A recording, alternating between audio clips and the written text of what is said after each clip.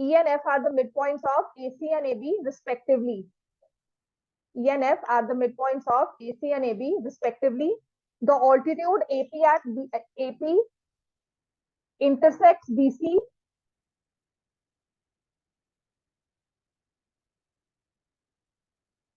The altitude AP intersects BC at P, intersects BC at P, BC at P, and FP at Q.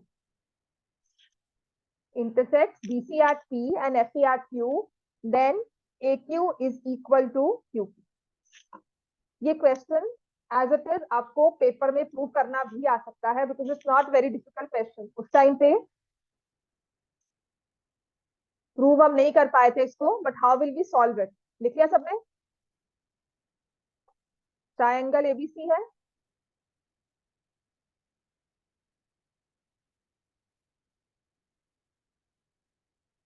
ठीक है.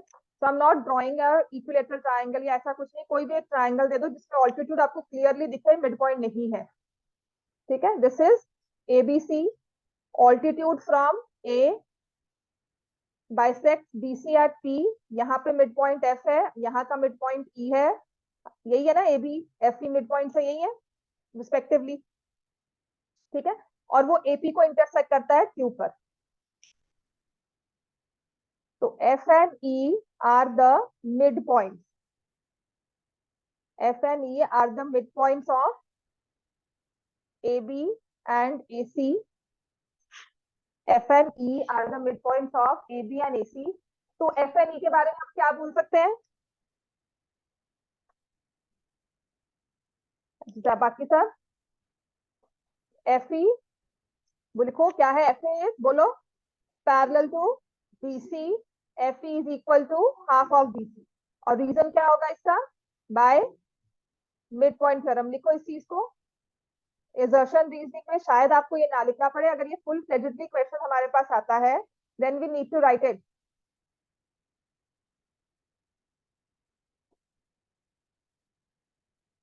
Aditya school आ रहा है? मिलते नहीं स्कूल में? आपके स्कूल से ही है वो, है ना?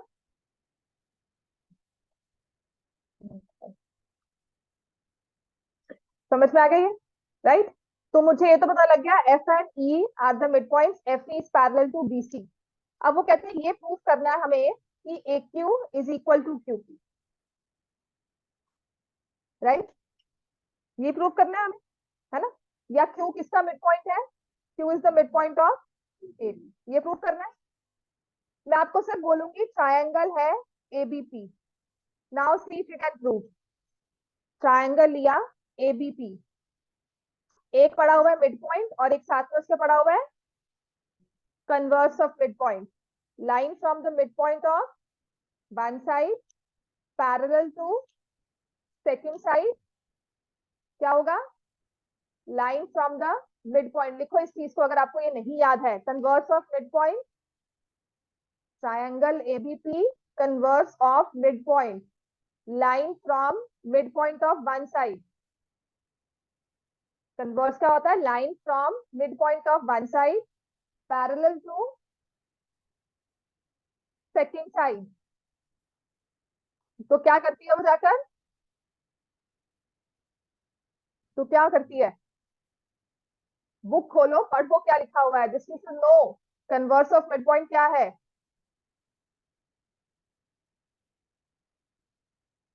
Bisect the third side. Line through the midpoint of one side parallel to second side bisects the third side. So therefore Q is the midpoint of AP और AQ is equal to PQ. समझ में आ गया? ये आपको question full फ्लेजेडली भी आ सकता है. समझ में आ गया?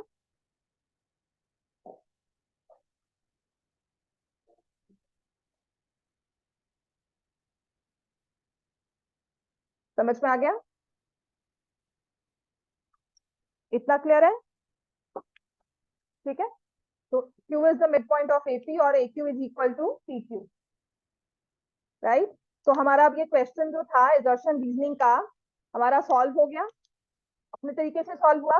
तो उसने लिखा है AQ is equal to QP, ये ट्रू है ना, फर्स्ट स्टेटमेंट, राइट।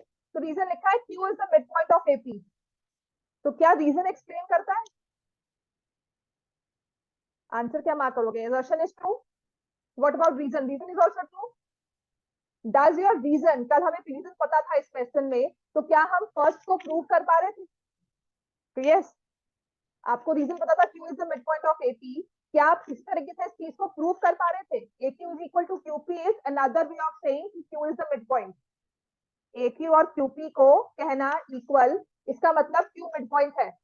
कल मुझे सिर्फ इतना चीज दी हुई थी, Q is the mid point of AP, एक चीज ये लगाओ कि अगर मैं कहती हूँ एजर्शन रीजनिंग वाले क्वेश्चन के ऑप्शन को समझो, that I was given Q is the mid point of AP, were anybody और इवन मी, हम क्या इतने थे, मैं बता पा रही थी कि नहीं जी कैसे प्रूव करेंगे इसको, कैसे होगा, Q is the mid point of AP दिख रहा था, पर कैसे, क्या आप कर पा रहे थे प्रूव, मतलब हमारा रीजन तो सही है, लेकिन वो सर्जन को एक्सप्लेन नहीं कर पा रहा, हमें समझा नहीं पा रहा है। अगर मैं ये लिखती by converse of mid point theorem, तब समझ में आता, ठीक है। तो ये क्वेश्चन लिख लो कि because of this reason I will mark कौन सा ऑप्शन नंबर डी, और यहाँ पर स्लैश लिख दो कि अगर लिखा होता कन्वर्स ऑफ मिड पॉइंट, तो शायद हमारे दिमाग में थोड़ा सा आइडिया आता, हमारी दिमाग की बत्ती जलती, या हमें पता लगता कि हाँ शायद ऐसे कर लें, समझ में आएगा। जो आप कहते हो मैम हिंट दे दो, क्वेश्चन सॉल्व नहीं होता टेस्ट पेपर में तो हम ड्राइंग करते हैं, है ना, हाँ जी, तो हम ड्राइंग करते हैं, है ना, राइट। तो अगर हमारा क्वेश्चन सॉल्व नहीं होता तो हम क्या कहते हैं, हमें हिंट दो, है ना मैम, थोड़ा सा हिंट दो, बताओ ये ऐसे ठीक कर रही हूँ, तो वो आपका ऐसे ठीक सोचना या ऐसे ठीक करना वो एक रीजन होता है, वो हमारी रीजनिंग होती है। तो जब आपसे क्वेश्चन सॉल्व हो गया, can you see if you applied the same concept, मान लो मैंने स्टेटमेंट रीड की, मुझे समझ में आ गया, और फिर मैं रीजन पढ़ती हूँ, हाँ जी सेम चीज है, इसका मतलब आई एम राइट, मेरा एक गारंटी गारंटी मुझे मिल गया, मुझे प्रूफ मिल गया कि हाँ मैं ठीक कर रही हूँ। नहीं समझ में आया, then I move on to my reason, it says formula लिख दिया, A plus B whole square करके लिख दिया, अच्छा ये यूज करना है ऐसे करके लिख दिया, है ना, तो उससे क्या होगा, मुझे हेल्प मिल गई। तो either way I mark option number A, मैंने सॉल्व कर लिया क्वेश्चन को, एंड देन आई सी उसमें भी सेम रीजन दिया हुआ है, राइट। और दूसरा क्या होगा, मैंने सॉल्व कर रही हूँ, मुझे नहीं समझ में आ रहा, रीजन पढ़ा, सॉल्व हो गया, समझ में आ गया कि ये हिंट मिल गया या ऐसे सॉल्व होगा, तब मैं ऑप्शन मार्क कर दूंगी ए। इन अदर केस अगर रीजन ट्रू है तो I will mark option number B, assertion is true, reason is true, in which cases assertion reason does not explain assertion। वो समझ में आ गई चीज हमें, राइट। आगे करवाऊं, इसके क्वेश्चन हमने पूरे सॉल्व कर लिए थे, इस वाले पेज के पूरे क्वेश्चन सॉल्व हो गए थे, फिर आते थे कुछ, हमने ये भी कर लिया था interior angle of rectangle H E, ये भी तो कर लिया था, पेरीमीटर कर तो लिया था इसका, लेंथ ऑफ डायगोनल भी किया था, area of square is side square. चलो ये वाला करो 32nd क्वेश्चन, फिर मुझे पेपर में से थोड़े बहुत क्वेश्चन करवाने हैं, 32nd क्वेश्चन करो, ठीक है। और एक दो क्वेश्चन कोऑर्डिनेटर से एक्स्ट्रा लिखवाती हूँ विच आर इंपॉर्टेंट, आपके पेपर में 2 मार्क्स में वो प्रॉपर क्वेश्चन पूछा जा सकता है। मेरा रजिस्टर यहाँ पर है, आई थिंक वहां पे होगा। ABCD is a rhombus such that angle ABC is 40 degree.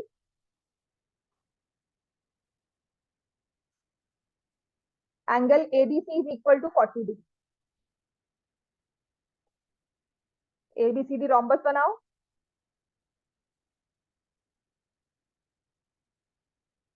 such that angle ABC is 40 degree. तो उसने क्या कहा साथ में, ADC is also equal to 40 degree. True or false? False. True.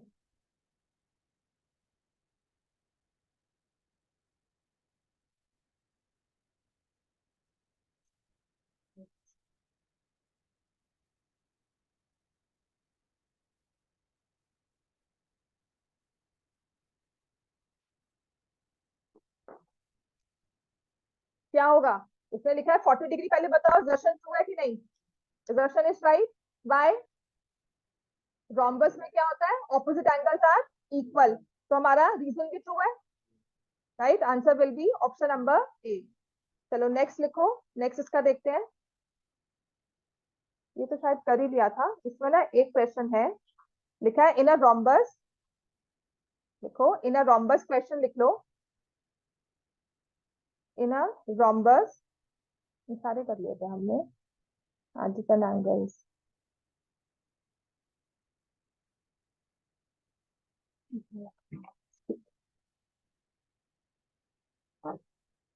ये क्वेश्चन लिखो। In a rhombus if one of the diagonals,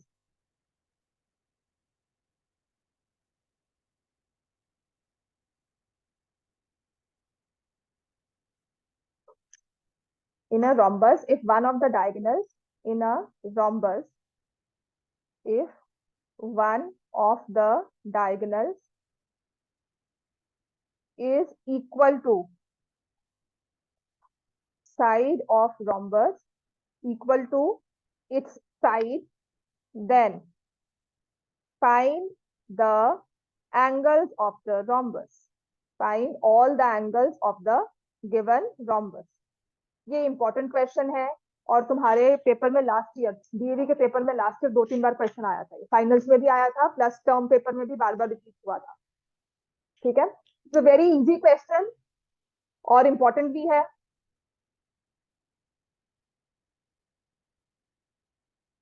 in a rhombus if one of the diagonals is equal to side of rhombus, और जो paper, सारे angles बताओ, ठीक है। If in a rhombus one of the angles is equal to, one of the diagonals is equal to side of the rhombus, पहले rhombus draw करो सब, rhombus की फिगर ड्रॉ करो, फिर एक डायगोनल बना दो। हाँ बिल्कुल सही है, ठीक है। ड्रॉ रोम्बस, एक डायगोनल ड्रॉ करो, और जो इक्वल साइड्स होती है ना, उन पर वो अपना निशान लगाया करो, इक्वल साइड्स का जो सिंबल होता है वो लगाया करो, उससे फिर चीजें बहुत क्लियर हो जाएंगी। रोम्बस की प्रॉपर्टी क्या होती है, रोम्बस में ऑल साइड्स आर इक्वल, ठीक है, साथ में डायगोनल भी इक्वल हो गया, तो डायगोनल पे भी आप कौन सा वाला निशान लगा दोगे, वो इक्वल वाला। I don't want to write it, चलो मैं खड़ी हो रही हूँ, I don't want to write it first, I want everyone to draw it and then see. अब तुम एक डायगोनल ड्रॉ करो, दो ड्रॉ करके तुम खुद कंफ्यूज हो जाओगी, ठीक है। एक डायगोनल ड्रॉ करो ताकि आपको दिखे, और सबने, I think most of you have drawn diagonal वाला, ठीक है। देखो इजी विजुअलाइजेशन कौन सी होती है, सबने रोम्बस ड्रॉ किया लाइक दिस, ठीक है, तीनों दोनों डायगोनल ड्रॉ कर लिए, एक डायगोनल का है, एक डायगोनल ड्रॉ करो, ठीक है, ये लिखा rhombus, and most of you have drawn this diagonal BD. मैं प्रेफर करूंगी डायगोनल ए, इससे क्या हुआ, ये दो साइड, चार साइड तो इक्वल है, इसकी लेंथ भी आपस में इक्वल है, इससे विजुअलाइजेशन थोड़ी सी मुझे लगता है इजी हो जाएगी, रेस्ट क्वेश्चन सॉल्व हो गया, वेल डन, समझ में आ गया। तो अब मुझे बताओ ट्रायंगल एबीसी के बारे में हम क्या कह सकते हैं, समझ में आ गया, कितना इजी था, राइट? तो ये सिंबल डालना कितना आसान कर देता है काम को, कि हमारा ट्रायंगल एबीसी क्या हो गया, इक्विलेटरल। अब यही चीज एक सर्कल में भी की थी, याद है सर्कल में क्या कहा था मैंने, whenever the radius is equal to, question number 2 exercise 10.5, chord of the circle, याद है ना, इस चीज को याद रखा करो, whenever radius is equal to chord, तब भी ट्राइंगल कौन सा बनता है, इक्विलेटरल। अब समझ में आया। और रोम्बस में अगर डायगोनल, सिर्फ रोम्बस में होगा, देखो दो साइड इक्वल है और साथ में डायगोनल भी इक्वल है, ठीक है, स्क्वायर में नहीं होगा, स्क्वायर में क्यों नहीं हो सकता, स्क्वायर में क्योंकि डायगोनल, ये एंगल कौन सा होता है, अगर मान लो एबीसीडी स्क्वायर है, तो ये एंगल क्या होगा, 90, तो ये डायगोनल क्या हो गया, डायगोनल इस ट्रायंगल एबीसी के लिए क्या हो गया, फॉर अ 90 डिग्री हाइपोटेन्यूज। समझ में आई, लिखा करो इस चीजों को साथ साथ, अपने पेन साथ साथ लगाओ कि स्क्वायर में क्यों पॉसिबल नहीं है ये, ठीक है, in case ABCD is a square. चलो पहले यही वाला क्वेश्चन सॉल्व करो, आपका ये डायगोनल बन गया, पहले आपने ट्रायंगल इक्विलेटरल किया था एक, तो इस वाले केस में diagonal is equal to side, ठीक है। और रिवीजन करते हैं कि एक चीज हमने इक्विलेटरल ट्रायंगल और जगह बनाया था, वो था जब radius is equal to chord circles में, तब भी 60 डिग्री वाली बात ही पूरी आई थी हमारी, ठीक है ना। अब ये ट्राइंगल बन गया इक्विलेटरल, तो ये एंगल कितना हुआ, कितना हुआ बोलो, 60 डिग्री। कायशा ये एंगल कितना है, 60 डिग्री। ईश्वी ये वाला angle 60। And what about this one, ये भी ट्राइंगल एबीसीडी क्या है, इक्विलेटरल, तो ये तीनों एंगल्स क्या हो गए, 60। Now you need to define the angles of this rhombus, या तो लिखो angle A is this, angle B is this, या फिर लाइन में लिखते हैं हमेशा। पहला एंगल आप लिखोगे, मान लो 60 लिखा, तो नेक्स्ट कौन सा लिखोगे, 120, फिर क्या लिखोगे 60, फिर क्या लिखोगे 120। इन एंगल्स को लिखते हैं, इन्हें क्या कहा जाता है, they are written in order, they are written in order, A B C D, P Q R S, वो भी लिख सकते हैं, वो भी बिल्कुल लिख सकते हैं, ठीक है ना। पर आपको ऑर्डर में लिखना है, यानी 60 60 120 मत लिखना, वो गलत हो सकता है, आधा नंबर या पूरा नंबर भी कट सकता है। समझ में आया, जब तुमने 60 का मैंने कहा फिर से करो, पर उसने बिल्कुल बिल्कुल सही जवाब दिया कि 60 120 60 120 and that should be your final answer. समझ में आ गया, ये क्लियर है हमें, राइट। नेक्स्ट क्वेश्चन देखो, ये पेपर में आया था यहाँ पर, ABCD इज अ रोम्बस, कोई फिगर नहीं दी हुई, कुछ नहीं लिखा हुआ, just a simple question, ABCD is a rhombus in which altitude from D, in which altitude from D bisects altitude from D to side AB, to side AB bisects AB. Find all the angles of the rhombus. Find all the angles of the rhombus. कल ना आकर अपनी कोई तैयारी नहीं करना, आप अपने बोर्ड्स, अपने एक्स्ट्रा पेपर शीट यहाँ पर आकर फाड़ोगे ना, मैंने पेपर देना ही नहीं है, मैंने हाफ एन आवर में पेपर ले लेना है। अपनी एक्स्ट्रा शीट पेंसिल पेन जो भी है वो लेकर आना, यहाँ पर आकर तैयारी मत शुरू करना कि शीट वहां से ले शीट वहां से ले, डोंट वेस्ट योर टाइम। आओ पेपर यहाँ रखा हो आपको, आप बैठो साथ में पेपर सॉल्व करना शुरू करो। समझ में आ गया, गेट योर कार्डबोर्ड अगर आपको चाहिए, and I want blue sheet, फिर अपनी शीट्स लेकर आना आप साथ, पेंसिल पेन जो भी आपको साथ में चाहिए please get it of, right. और उसके लिए आपको करना क्या है, आपको क्वेश्चन पेपर दिया जाएगा, ऑप्शन उसमें मार्क कर लेना, मार्क योर ऑप्शन, ताकि याद रहे घर जाकर मैंने क्या मार्क किया है, और उसे चेक करो कि ठीक किया कि नहीं। आपको आंसर की पेपर के बाद मैं दे दूंगी, तो you should have your answer की, अंदर रख, अंदर रख,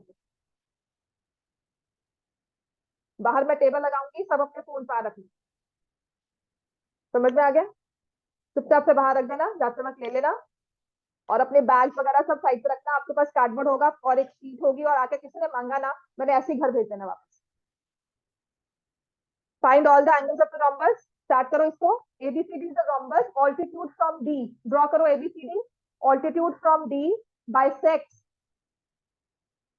AB at point bisects AB, तो altitude from D bisects AB ये लिखा हुआ है, तो उसको नाम भी दे दो, आप ही दे दो, ठीक है। Find all the angles of this rhombus, तो I want please draw the figure. मैं उठकर तभी आती हूँ कि 10 मिनट आपको 5 मिनट का एक्स्ट्रा लग जाए, पर आपका फिगर दोबारा से ड्रॉ हो। आपकी ओरिएंटेशन अगर गलत हो जाती है, देखो AB को हमने बनाया ना ऑल्टीट्यूड, तो AB को बेस पे रख लो, फिगर ऐसे बनाओ, नेमिंग ऐसे करो कि AB बेस में हो, ठीक है ना, ऐसे हो कि AB बेस में आ जाए। तो इफ आई राइट AB, यहाँ लिख दूंगी तो बेस हो जाएगा, या यहाँ लिख दूंगी तो बेस हो जाएगा। समझ में आ गया, try to visualise it and then solve it.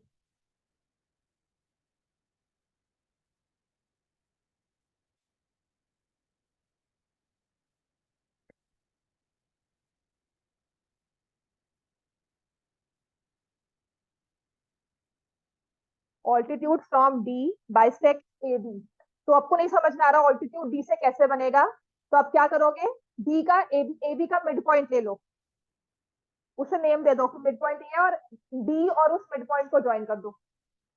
समझ में आ गया, मुझे नहीं ड्रॉ करना आ रहा बी से ऑल्टीट्यूड, मुझे नहीं समझ में आता, हम क्या करेंगे, इस चीज का हल क्या निकालेंगे। बाइसेक्ट का मतलब उसने AB को क्या करना है, दो हिस्सों में डिवाइड, तो मैंने AB का मिड पॉइंट मार्क कर लिया, फिर मुझे दो पॉइंट्स मिल गए, अब स्ट्रेट लाइन ड्रॉ कर दो।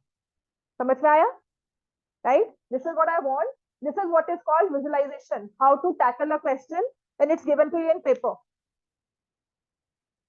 अब समझ में आ गया? अब इस फिगर को थोड़ा सा ठीक कर लो अपने हिसाब से, ठीक है? कैसे थोड़ा सा वो बनिए ना, थोड़ी सी इस फिगर को ठीक करो. Now see how will you सी.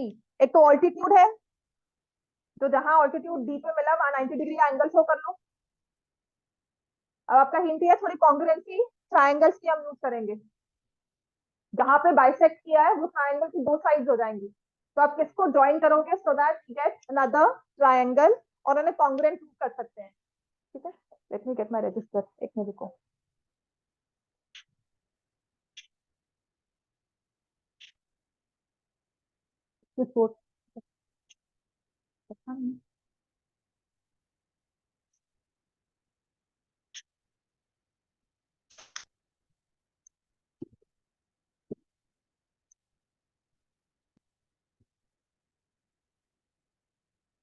आ जाओ बेटा, आ जाओ आ जाओ, आओ बच्चे. तबीयत ठीक नहीं है? चल, गुड, टिल यू केम. हाँ जी, तो इस बार मैं क्या करूंगी, कल पर टेस्ट है, ठीक है? जॉइन दीदी. तो मैंने इस फिगर को ऐसे ड्रॉ किया था क्योंकि मुझे ऑल्टीट्यूड ड्रॉ करना है. तो रोम्बस को मैंने ऐसे ड्रॉइन किया था. ठीक है, आपने जैसे भी ड्रॉ किया बिल्कुल सही है. Almost rhombus. अच्छा, वो क्वेश्चन भी रह गया कि मैंने आपको बताया नहीं कि स्क्वायर होता तो क्यों ये पॉसिबल नहीं था. Diagonal equal to side square में पॉसिबल नहीं हो सकता. कोई बताएगा?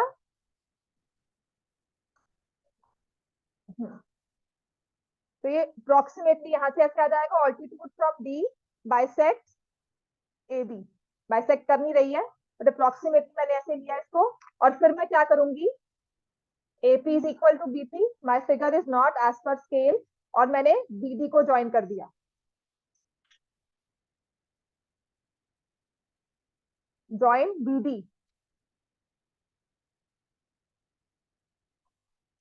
ठीक हो गया? Join BD. तो व्हाट कैन वी से, अब बता सकते हो कौन से दो ट्रायंगल्स कॉन्ग्रुएंट करेंगे? ठीक है, triangle APD and triangle BPD. अब देखो मैंने सिर्फ हिंट दिया था कि ज्वाइन करना है, ट्रायंगल्स कॉन्ग्रुएंसी करनी है, then you could get the answer.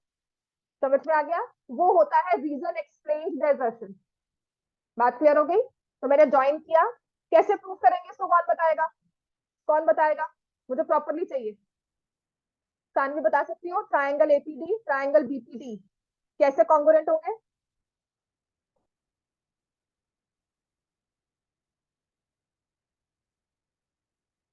बहुत ऑब्वियसली दो चीजें हमें दिख रही हैं. मन्नत बताओ. हम्म. हम्म. हम्म. हम्म.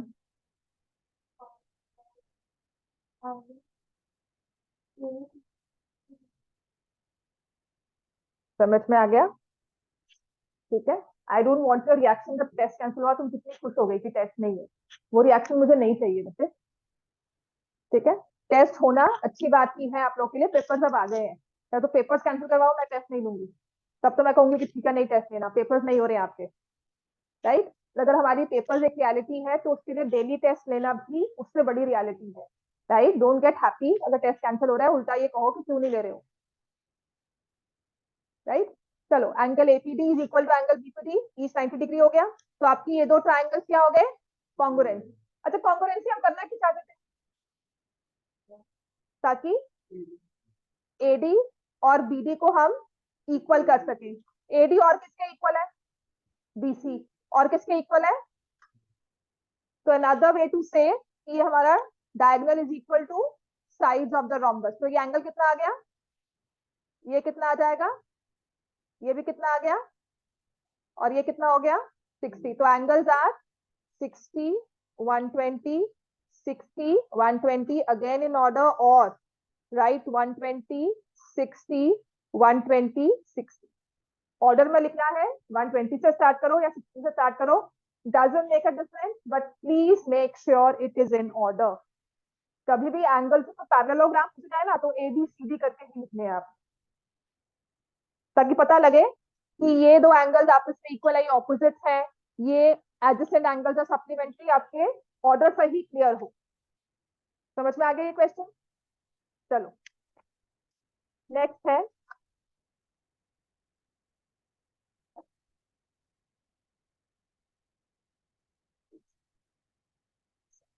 If P Q R S is a parallelogram. हाँ जी, रोम्बस के केस, क्योंकि रोम्बस है इसलिए। स्क्वायर में बाइसेक्टर होते हैं डायगोनल, लिख लो। स्क्वायर में और रोम्बस में डायगोनल्स बाइसेक्टर होते हैं, क्योंकि ऑल साइड्स आर इक्वल, तो ना। एक सिंपल सी फोल्डिंग, पेपर फोल्डिंग एक्टिविटी होती है कि अगर मेरे पास एक स्क्वायर पड़ा हो, आप उसे फोल्ड करते हो,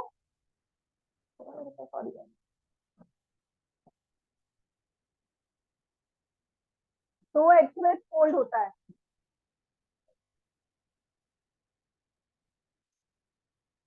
and that is possible because it has equal size. ये स्क्वायर वाला पीस है मेरे पास, है ना, सबने यूज किया हुआ ना ये वाला क्राफ्ट पेपर। अब इसको फोल्ड करना होता है, तो अब बड़े आराम से इसको फोल्ड करते हैं, है ना। ये क्या हो गया, एज टू एज जॉइन। अब मैं इसको इस तरह से फोल्ड करती या इस तरह से फोल्ड करती, आराम से ये एज टू एज फोल्ड होता है, right. That is because it is a symmetrical figure, इसकी साइड इक्वल है, जितनी साइड यही थी उतनी साइड यही।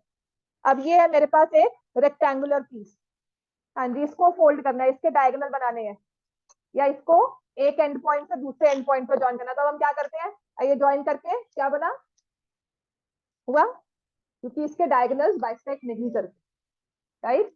तो if I try to form a diagonal, हाँ जी, हाँ, फिर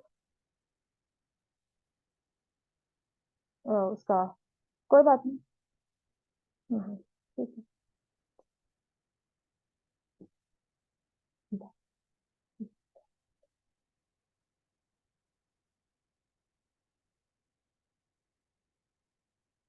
So only in case of a square and rhombus, diagonals bisect the angles. लिखो, diagonals bisect the angles किसमें होता है, स्क्वायर में और रोम्बस में, रेक्टेंगल में एंड एनी पैरेललोग्राम में नो। ठीक है, देखो ना, अब इसी के मुझे अगर डायगोनल ड्रॉ करने थे, तो मैं इसको will try to join it like this.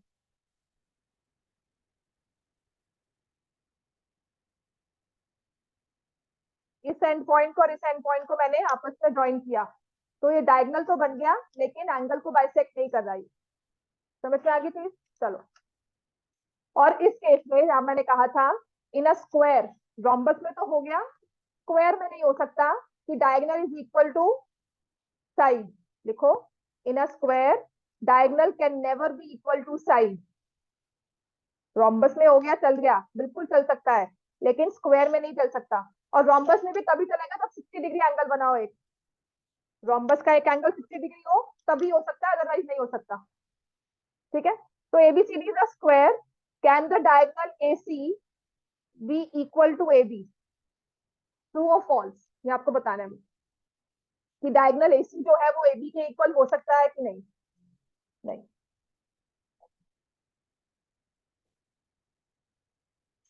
ठीक है, तो ये क्यों नहीं हो सकता, 90 डिग्री एंगल है ये, तो ट्रायंगल एबीसी क्या बन गया, राइट एंगल ट्रायंगल। और उसका एसी क्या है, और हाइपोटेन्यूज क्या होता है, लॉन्गेस्ट साइड। तो AC can not be equal to AB, because अब इसका रीजन अगर लिखा हो, hypotenuse is the longest side. समझ में आ गया? आपके एक्सर्शन लिखा हुआ है, ABCD is a square such that AB is equal to AC। Reason लिखा हुआ है, hypotenuse is the longest side. तो इसमें हम क्या करेंगे, एक्सर्शन ट्रू और false, assertion is false.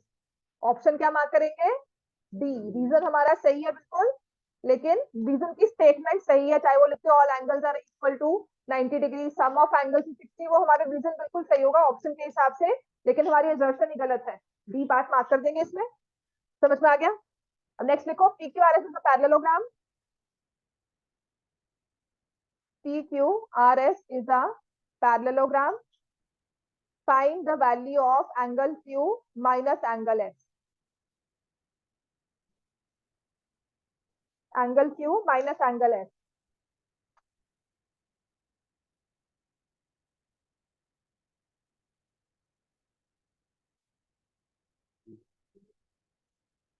Zero क्यों? फिगर ड्रॉ की PQRS. पैरेललोग्राम कहा है और एंगल्स के बारे में पूछ रहे हैं. कौन सा? Angle Q, angle S. इनके आपस में रिलेशन क्या है? एंगल Q और angle S. The opposite angles are equal. Saanvi समझ में आया?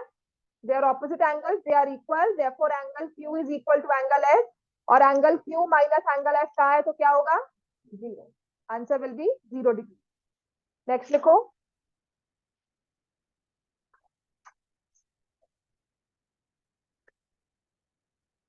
In triangle ABC, PQR are midpoints of sides BC, AC and AB respectively. AC is equal to 21 centimeter, BC is equal to 29 centimeter, AB is equal to 30 centimeter. Find the perimeter of quadrilateral.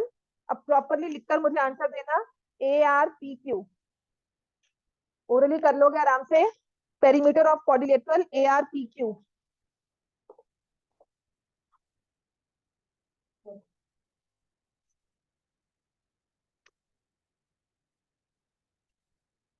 हाँ जी, कोई और?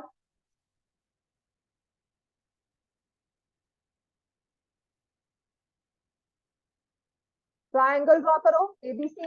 Mark the mid point PQR. और आपको mid point अगर दिए हैं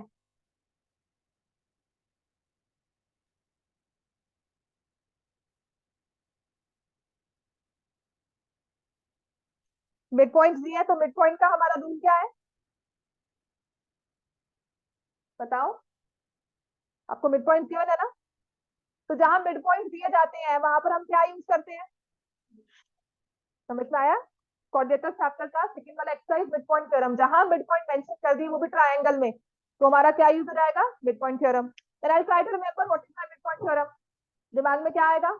line joining mid points of any two sides of a triangle is parallel to third side equal to half of it. आता है रिश्ता ये? नहीं. लास्ट ईयर कितना तुमने जब ये पेपर दिए थे दिसंबर वाले, इसमें तुमने सिर्फ वही किया था. उसके बाद जब रेगुलरली आना, छुट्टी नहीं मारना, चाहे बीमार हो चाहे जो भी हो, मास्क लगा के यहाँ बैठ जा. ठीक है? ऑनलाइन भी मत करना कोशिश आने की. सोचना भी मत कि ऑनलाइन ऑप्शन अवेलेबल है. ठीक है? मार्क्स लेके आने हैं हमने उसी मतलब कैटेगरी में या उसी एक रेंज में नहीं रहना. पढ़ लो, तुम्हारे मार्क्स आ जाएंगे. और जो एक्स्ट्रा तुम्हें पढ़ना है वो मैं वो भी करवा दूंगी. तो व्हाट डज दिस से? आपने इसमें मार्क किया PQR. ठीक है ना? और मुझे क्या करना है? ARPQ. इसको ज्वाइन कर दिया. AB कितनी दी हुई है? 30. AC कितनी दी हुई है? 21. और BC कितनी दी हुई है? 29. तो line joining mid points of any two sides of a triangle. अब लिखेंगे इसमें, जिसके क्वेश्चन नहीं सॉल्व हुआ वो लिखेगा यूजिंग मिड पॉइंट थ्योरम. और इसकी पूरी स्टेटमेंट को लिखा करो. मिड पॉइंट थ्योरम सबको याद है, पर है क्या? थ्योरम क्या है? तो हम चुप कर जाते हैं. this line should play in your mind and why this should play in your mind, एक तो समझ में आएगा. दूसरी चीज ना, आपको आएगा state mid point theorem 1 mark का क्वेश्चन भी आ सकता है. तो लाइन ज्वाइनिंग अगर नहीं याद है या नहीं समझ में आती तो इस लाइन को लिखो. Line joining mid points of any two sides of a triangle. और अगर नहीं लिखना है या नहीं आपको समझ में आ रहा जो मैं बोल रही हूँ, बुक खोलो साथ साथ अपनी. बुक में वो स्टेटमेंट पढ़ो. ठीक है? कोऑर्डिनेटर चैप्टर थ्योरम को निकालो मिड पॉइंट वाली.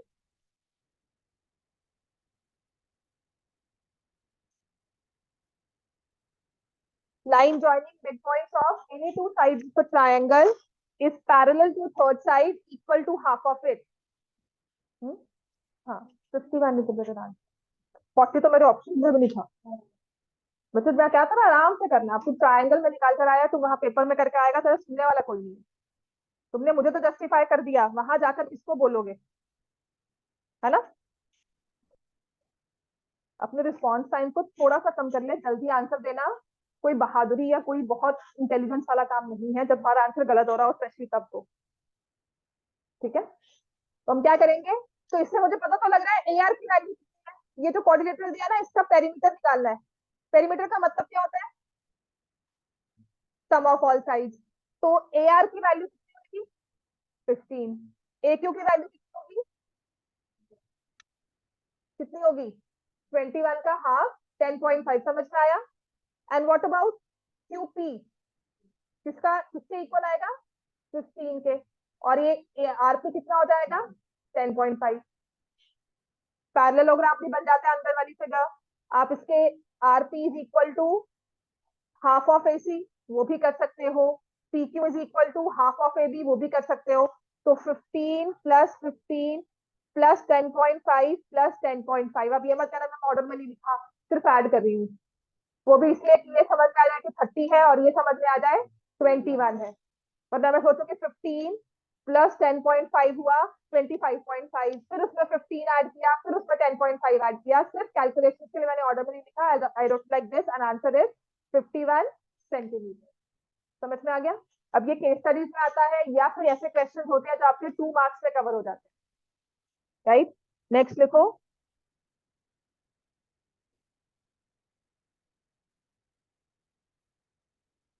ABCD is a parallelogram. ABCD is a parallelogram. If its diagonals are equal, if its diagonals are equal, find value of angle CDA. Find the measure of angle CDA. बहुत easy question है, सच में orally होने वाला question है, अगर आपको सिर्फ properties याद है। पैरेललोग्राम है, उसमें क्या दिया हुआ है, डायगोनल्स इक्वल, स्क्वायर की रेक्टेंगल, स्क्वायर रेक्टेंगल। हाँ स्क्वायर क्यों नहीं, या रेक्टेंगल क्यों, या रेक्टेंगल क्यों नहीं, स्क्वायर क्यों होते हैं। रेक्टेंगल में इक्वल होते हैं, स्क्वायर में फर्दर क्या होता है, sides equal, diagonals form 90 degree angle. ठीक है, डायगोनल्स। देखो अगर एक पैरेललोग्राम के डायगोनल्स इक्वल हो जाए, ठीक है, अब parallelogram with diagonals equal becomes a rectangle. इसका सबसे बड़ा एग्जांपल है, आप अपनी बुक ओपन करते हो, अगर बाइंडिंग की हो ना, फॉर फ्रंट और बैक सेम बाइंडिंग हो, तो आपको पता रहता है कि बैक साइड से ओपन किया, फ्रंट से ओपन किया। फ्रंट पे नेम क्यों लिखा जाता है, या स्टिकर क्यों लगते हैं, समझ में आ गया। So that we know this is the front side, right. तो डायगोनल्स इक्वल है पैरेललोग्राम में, इट्स अ रेक्टेंगल। स्क्वायर में क्या होता है, diagonals equal, they bisect and form angle 90 degree. समझ में आ गया, ये होता है स्क्वायर का। तो ये अभी हमने लिखा, इस चीज को लिखो, इसको रिवाइज करो। कंफ्यूजन आई थी तो दैट मीन्स कि हमारे नोट्स यहीं से बनेंगे। समझ में आ गया, इस चीज को लिखो कि रेक्टेंगल क्यों है, क्योंकि इसके डायगोनल्स इक्वल है। अगर हमने स्क्वायर कहा तो 90 डिग्री नहीं दिया हुआ डायगोनल्स का मतलब, तो इसीलिए विल नॉट ली, चाहे आंसर आपका 90 फिर भी सही आए, ठीक है, लेकिन स्क्वायर अपने माइंड में रखना मत, कहीं ना कहीं और गलती कर दो। समझ में आ गया इतना। Diagonals AC, next question. Diagonals AC and BD of parallelogram. Diagonals AC and BD of a parallelogram ABCD. Diagonals के नेम दे दिए, ABCD पैरेललोग्राम है, AC and BD diagonals of a parallelogram. और यहाँ तक ना आपके माइंड में पैरेललोग्राम और डायगोनल्स या तो बन जाने चाहिए, या आप ड्रॉ कर लो, या माइंड में इमेज क्लियर हो कि हम बना क्या रहे हैं। Intersect each other at point O। समझ में आ गया। This is you right a read a question, paper में रीडिंग कर रहे हो, साथ साथ फिगर बन गई। ठीक है, स्पीड बनेगी, समझ में आएगा क्वेश्चन को सॉल्व कैसे करना है। या बुक के क्वेश्चन भी पढ़ते हो तो साथ साथ फिगर हमारे पेन से बननी चाहिए। Diagonal AC and BD of a parallelogram ABCD intersect at point O। तो मैंने यहां से ये इंटरसेक्ट करता हुआ इसको बना लिया। फिर उसने कहा है एंगल DAC। अब मेरे लिए कितना आसान हो जाता है, फटाफट से इसको करना है। एंगल DAC, ये वाला angle, angle DAC is 32 degree, angle ADB is 70 degree. Find the measure of angle DBC। अगर ये फिगर साथ ही हमने बना ली हो तो इन एंगल्स को आप दोबारा से पढ़ोगे नहीं, सिर्फ मार्क करोगे यहाँ पर DAC 32, ADB, ये वाला एंगल कितना आ जाएगा 70 डिग्री। फाइंड एंगल DBC, ये वाला।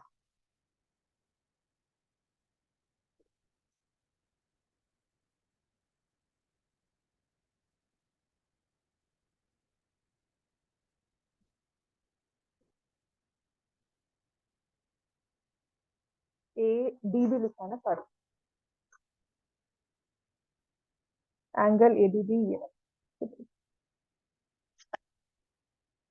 70 डिग्री। मेरी फिगर ठीक नहीं थी। अब मैं तुम्हें क्या बोलूं, मेरे ऑप्शन में तो 4 ऑप्शन थे, मुझे आंसर नहीं याद है। लास्ट ईयर का पेपर था जो मैंने बनाया था, उसमें से करवा रही हूँ क्योंकि वो उनकी साथ साथ प्रैक्टिस हो गई थी और आपकी नहीं हुई थी ये चीज। तो टेस्ट देने से पहले मुझे लगा मैं थोड़ा प्रैक्टिस करवाई देती हूँ। एक दो क्वेश्चन ठीक हो जाएंगे आपके तो उससे मुझे ही फायदा है ना, मार्क्स अच्छे आ जाएंगे, है ना। तो मुझे शौक देकर क्या मिलेगा, मैं बिल्कुल सरप्राइज हूँ, उससे मुझे क्या फायदा। इनफैक्ट करवाए हुए क्वेश्चन का टेस्ट ले लूँ, आपके मार्क्स आ जाएंगे, आप भी खुश मैं भी खुश। मेक सेंस, है ना। तो अगर मैं आपको 32 could be answer, 32 could be answer. हाँ जी।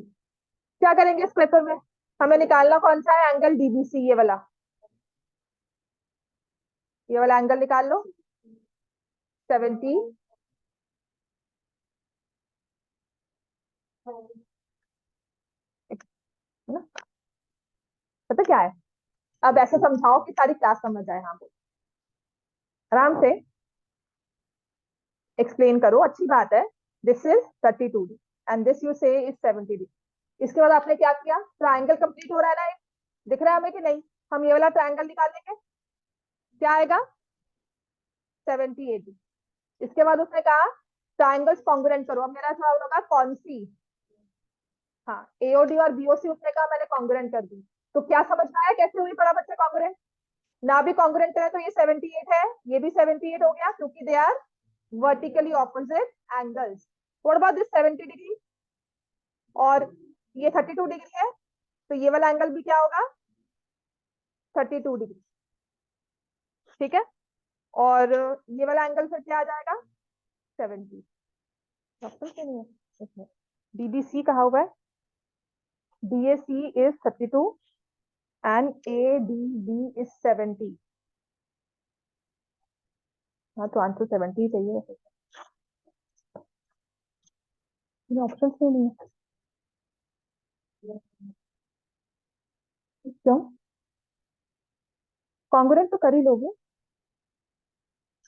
तो कॉन्ग्रुएंसी ना भी करो तो आपकी ये लाइंस पैरेलल हैं, दिस इज द ट्रांसवर्सल, तो ये और ये इक्वल है। तो मेरा यहाँ पे आंसर 86, 38, 32, 24 की मार्क्स क्या होगा। तो ये पता क्या दिया हुआ है, मैंने गलत दे दिया, ये वाला एंगल ADB नहीं है। चलो ये क्वेश्चन नेक्स्ट लिख लो, this is mark it as 70 degree, है ना। चलो ये क्वेश्चन हो गया ना, ठीक है बिल्कुल 70 डिग्री। हाँ क्यों आंसर अलग आया है, ये लो। अब ऑप्शन है, ये ADB लिखा था ना, बिल्कुल same question. Angle AOB is 70 degree. अब आ रहा है, ठीक है, it is naught angle, angle AOB 70 दिया हुआ है। नेक्स्ट क्वेश्चन लिख लो, ठीक है। वो क्वेश्चन हमने मार्क किया था, this is your next question. DAC is 32 degree, angle AOB is 70 degree, angle DBC हमें ये वैल्यू निकालनी।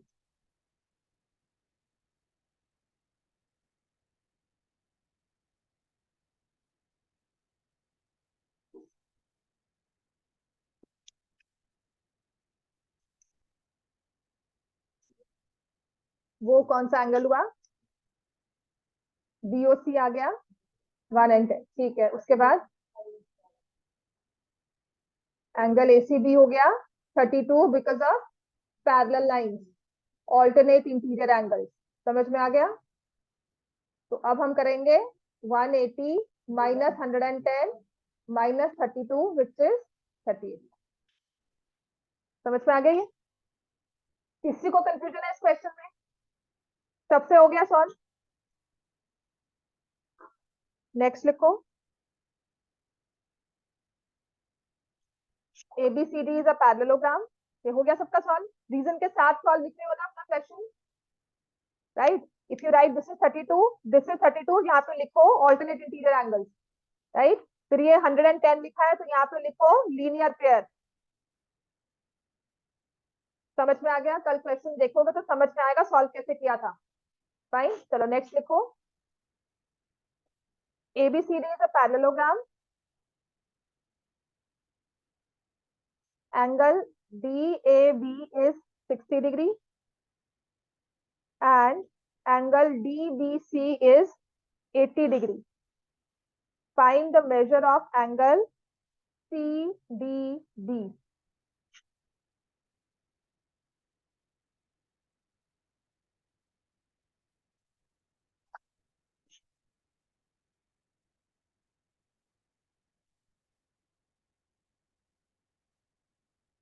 Forty.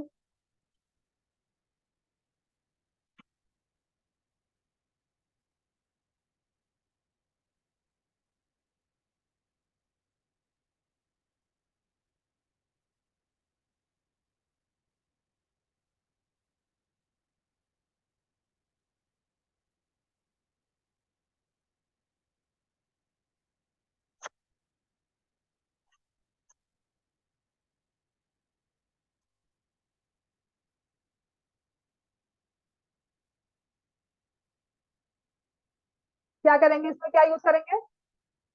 ये 60 दिया हुआ है, angle A is equal to angle C. क्यों? Opposite angles of parallelogram. ये 60 आ गया। अब सॉल्व करना आसान है, तो ये एंगल कैसे निकालेंगे? 180 minus 60 minus 80, answer will be 40। ठीक है, नेक्स्ट लिखो, ABCD is a rectangle. ABCD is a rectangle और इसमें एक्स और वाई मार्क किया हुआ है, आपको वो वैल्यूज निकालनी। ठीक है, this is A B C and D. तो रेक्टेंगल डी और डी को ज्वाइन कर दिया, ए और सी को ज्वाइन कर दिया, दिस इज ओ, ये वाई और ये एक्स और ये 35। Find the value of X and Y. ABCD क्या है? क्या गिवन है हमें? रेक्टेंगल। मैं ना ये वर्कशीट आपके साथ शेयर कर लेती हूँ।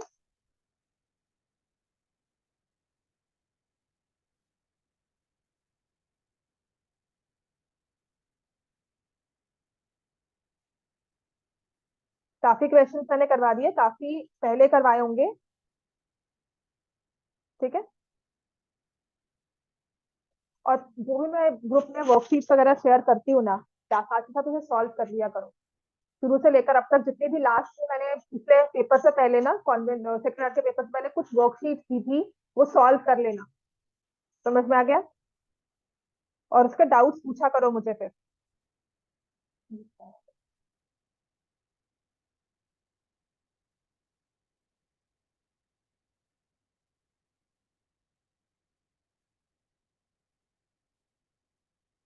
अब मुझे बताना तुम्हारे ये किस, कोई भी ग्रुप ओपन करो, पेपर रिसीव हुआ है कि नहीं। ठीक,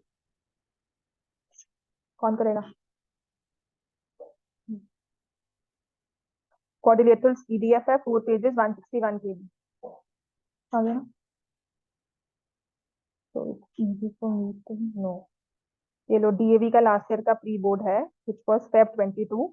ये पर टर्म 1 टर्म 2 की वजह से थोड़ा वैसा हुआ होगा। ठीक है, ये क्वेश्चन सॉल्व हो गया सबका?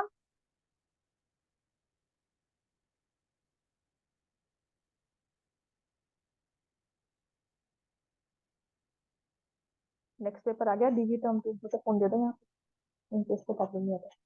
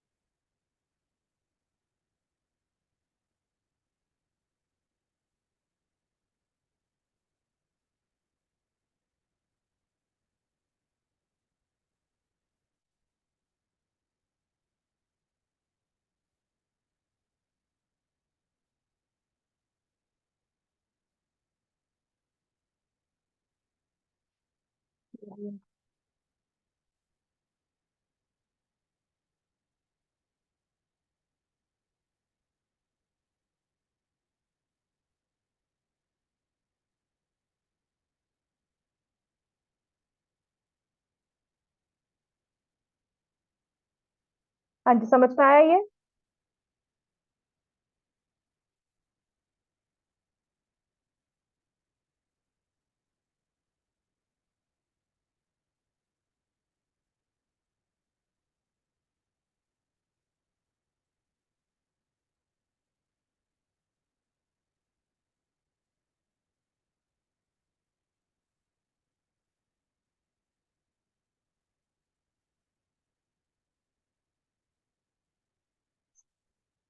ये 35 डिग्री एंगल है ना? ये एंगल कितना हुआ? 55 डिग्री। क्यों? बिकॉज दिस एंगल इज 90, क्योंकि एबीसीडी क्या है? रेक्टेंगल। अच्छा, अगर ये 35 आया है तो इसके साथ हम कौन सा वाला देखेंगे साथ में? डीसीए, ये वाला 35 डिग्री। और अगर ये 55 है तो इसके साथ, ठीक है। और एक्स की वैल्यू क्या निकलेगी sir?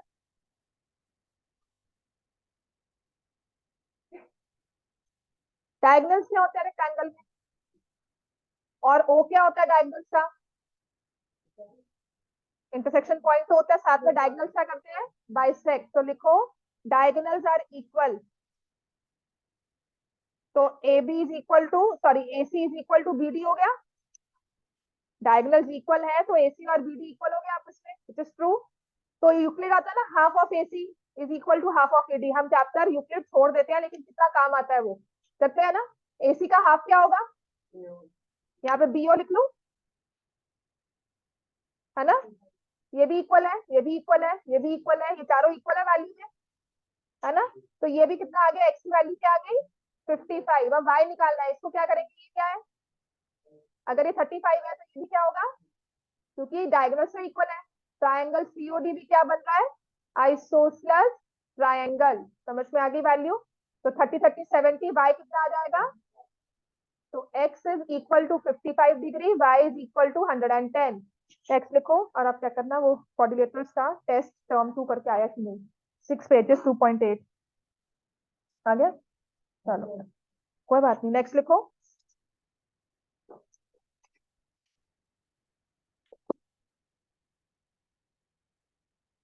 ABCD is a rhombus.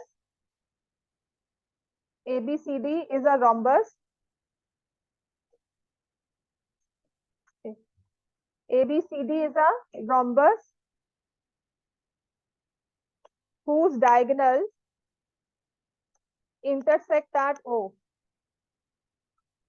Diagonals intersect at O. Angle CAB दिया हुआ है 36 degree. Find the measure of angle ADB.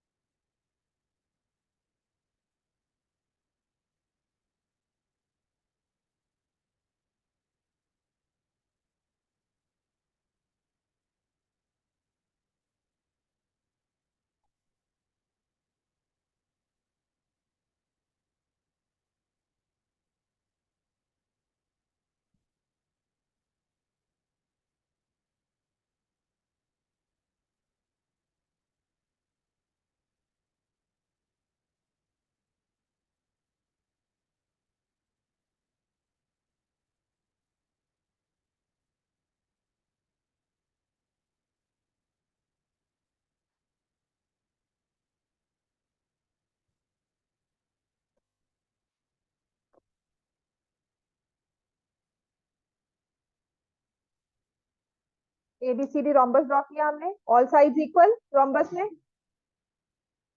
हुआ किससे question solve? 54 CD is a rhombus, diagonals intersect at point O. Angle CAB, ये वाला angle दिया हुआ है 36 degree. Find the value of angle ADB। ADB ये वाला एंगल निकाल। हाँ जी, रोम्बस के बारे में और क्या पता होता है? डायगोनल इंटरसेक्ट कर रहे हैं तो आपस में, तो कौन सा बना रहे हैं एंगल? 90। ठीक है, तो ये एंगल निकाल सकते हैं, ये भी 90 होगा वैसे। ये एंगल निकाल सकते हैं, कितना होगा? 54। और आपको ये एंगल निकालना है ना, DBC, सॉरी ये वाला एंगल निकालना, ADB निकालना, ये वाला एंगल निकालना है। हाँ जी, कैसे आएगा?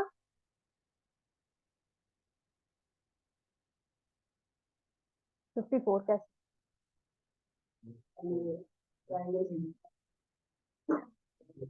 ट्राइंगल ADB कौन सा ट्राइंगल है? Isosceles, all sides are equal. AD is equal to AB, so this angle will be equal to 54। और अभी मैंने क्या कहा था, रोम्बस में डायगोनल्स क्या करते हैं? बाइसेक्ट भी करते हैं, है ना? वो भी आसान था। रोम्बस में डायगोनल्स बाइसेक्ट भी करते हैं। पैरेलल लाइंस है, जैसे मर्जी से ले लो। मेक श्योर आप अपने रीजंस को, जब क्वेश्चन सॉल्व करो ना, यहाँ बैठकर रीजंस को साथ साथ लिखो और घर जाके उसे रिवाइज करो। आज का आपका होमवर्क मैं स्पेसिफाई कर रही हूँ। मैंने वर्कशीट बहुत सारी शेयर किया, लेकिन 2 सैम्पल पेपर थे। I would want you to look at दो सैम्पल पेपर्स।